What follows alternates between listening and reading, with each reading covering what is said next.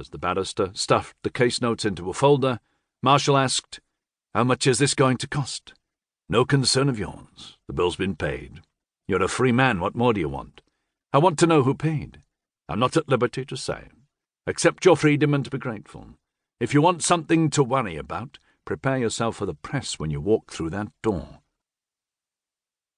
The small dwelling was more than remote. It was isolated. Although the scenery was beautiful, there was little else to recommend it. The single-story cottage had nothing in the way of luxury apart from an ancient but serviceable aga.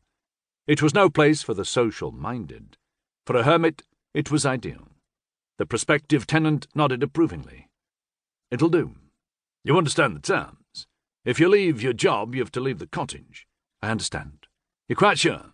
It gets lonely out here and pretty bleak in winter." "Suits me." "Then it's yours, and the job with it." 2008. There were only 10 shopping days before Christmas. D.I. Mike Nash grimaced at the thought. Office parties, drunken brawls, domestic violence, and opportunist thieves. That's what Christmas meant to him. When he walked into Helmsdale police station, he was surprised to see the reception desk manned by Sergeant Binns, who'd been working at HQ in Netherdale. "What are you doing here, Jack?" "I've been sent back. Flu."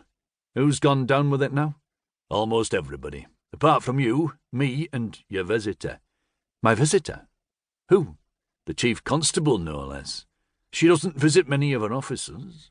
Binns gave a sly glance. "But we all know she has a soft spot for you." "You've been listening to Clara too much. You're getting to sound like her." Nash hurried upstairs to his office. "Morning, ma'am." Gloria O'Donnell, the highly respected chief constable, known irreverently as God because of her initials more than for her rank, looked up from his desk. "Morning, Mike. I came to ask for help because of the flu outbreak, but it seems you've got your own problems." Nash raised his eyebrows questioningly. "I've taken 2 phone calls since I got here. Both Milanova and Pierce have gone down with the virus. Netherdale Station is like the Marie Celeste.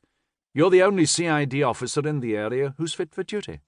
There seems little chance of any of them returning to work this side of New Year." "That's going to be fun, with the mayhem the festive season brings." "Tell me about it. The only solution I can come up with is to let civilian clerical staff run the desk at Netherdale.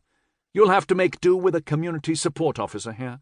That'll free Binns up to work with you in CID. I've just got hold of DC Andrews. She's been on attachment to Yorkshire Central. I told them I needed her back. She's on her way. They squealed a bit, but I pulled rank. She lives in Netherdale, so that helps. Oh, and I've had a word with HMIC. In view of the circumstances, they're prepared to lend me Superintendent Edwards again, short term. You've worked together before, so that shouldn't be a problem." "That would help. Don't suppose a recruitment drive's on the cards yet?" O'Donnell sighed. "Let's not talk about that. The cutbacks are getting worse. I can't have a new deputy, vacancies aren't being filled, even civilian staff levels are being culled. Put it this way, if you drop a paperclip, pick it up. That bad? With the whole country having to tighten its belt, then so must we.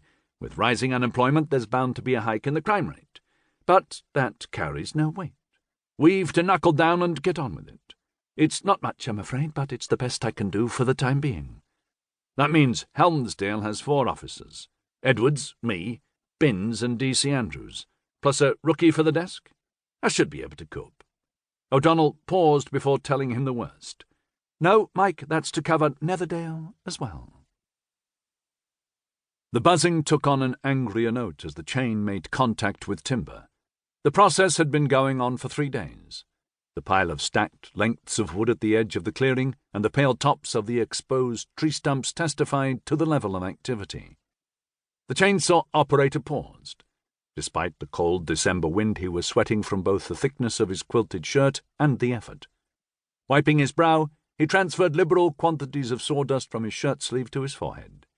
He switched off the saw and rested it against one of the stumps. Thinning trees was a job he enjoyed most, in hindsight. He didn't even have the distraction of a companion to enliven his rest breaks. He reached for his knapsack. A pale winter sun hung low in the sky. He reckoned it was about 2 p.m. Time for lunch.